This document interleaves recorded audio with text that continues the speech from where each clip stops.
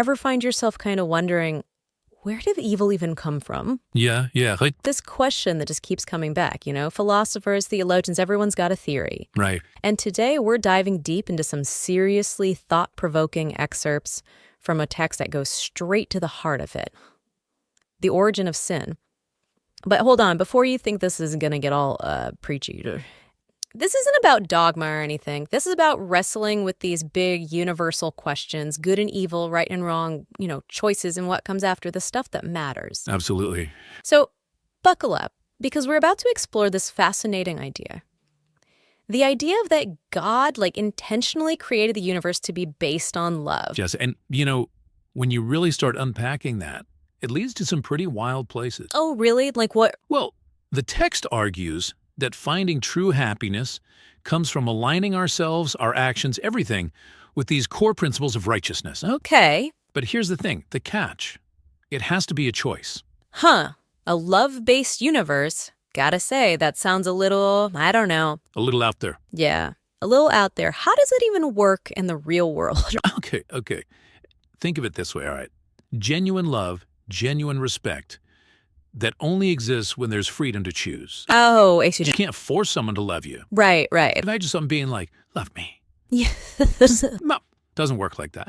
So in this love-based universe, true harmony, it depends on everyone choosing to play by the rules, willingly. So what you're saying is that even God can't, make someone love something. Exactly. That's a pretty intense concept when you think about it. It is. And to really grasp the stakes, we're introduced to this figure, Lucifer, and not after he, goes bad, but before. Right? And the text doesn't hold back. It describes it as this incredibly powerful, magnificent being.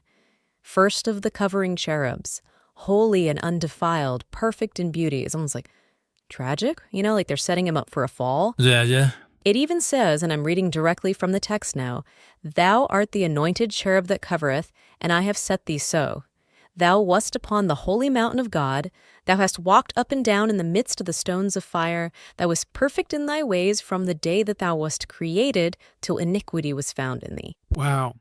Okay, so help me out here a little. That word iniquity, what's that really saying? Was there some hidden flaw in Lucifer, or is it something else entirely? It's more than just a flaw.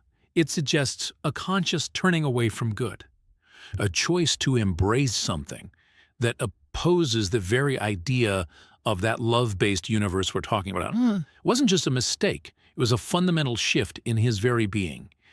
And what's really interesting is that phrase, "till iniquity was found in thee."